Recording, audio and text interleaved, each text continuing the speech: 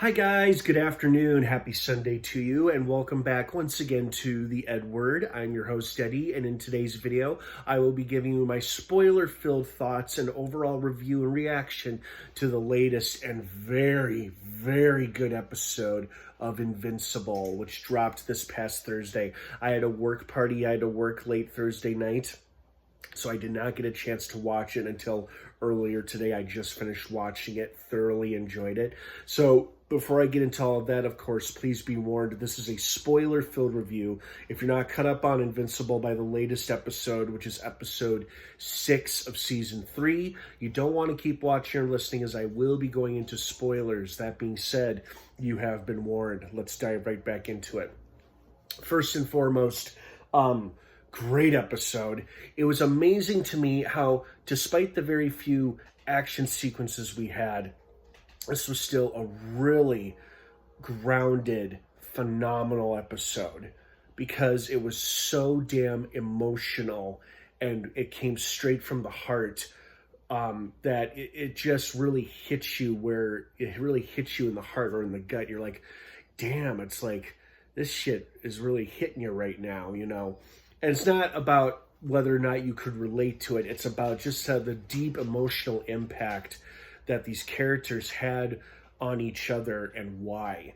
You know, we got to see basically the aftermath of what being a superhero can look like. In this case, it created a brand new villain who had lost loved ones during the battle between Invincible and Omni-Man in season 1, got his hands on some powerful tech that turned him into a supervillain, and then he ends up killing the very people that he loves so much, his own wife and son, whilst confronting Invincible.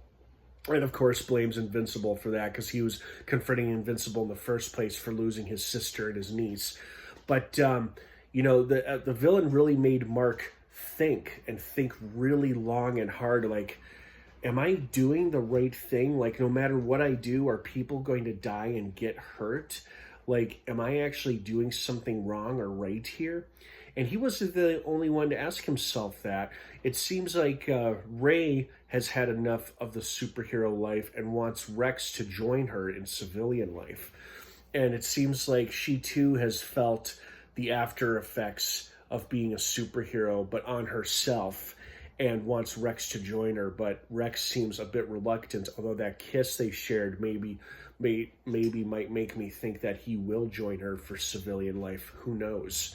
But this episode was just so emotional. The stuff with Powerplex, Invincible, Eve, and Mark's family, and just the stuff with Powerplex's family as well. You're just like, damn, this is some deep shit. This is some really good, really deep shit.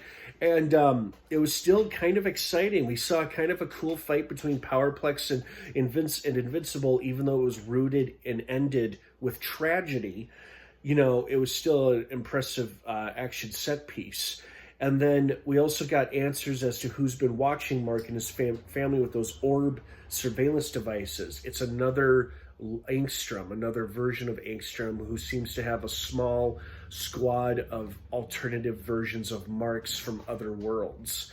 So, not sure what's going on there, but okay, seems cool. So, but yeah, still great episode, very emotional, very impactful. Did an excellent job showing what we don't normally see from other superhero stories, which is the impact their fights and battles, both physical and emotional, can leave on people, and the long-lasting effects that they endure and suffer because of it. So it was a very moving episode. It was pretty powerful stuff, and I really liked it. So especially hats off to a great performance by the great Aaron Paul.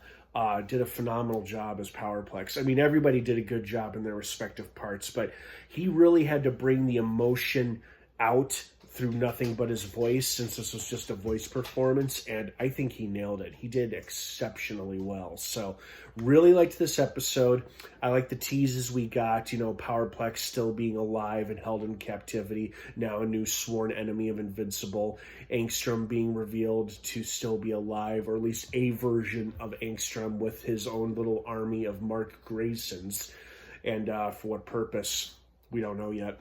But still, solid episode. Really enjoyed it, and I hope you guys liked it as much as I did. What did you think of it? I'd love to hear your thoughts and opinions on it. Thank you so much for watching. Have a wonderful rest of your day and weekend. Invincible only has 2 episodes left this season, guys. Can you believe that? Only 2 episodes left. My goodness, where's the time gone?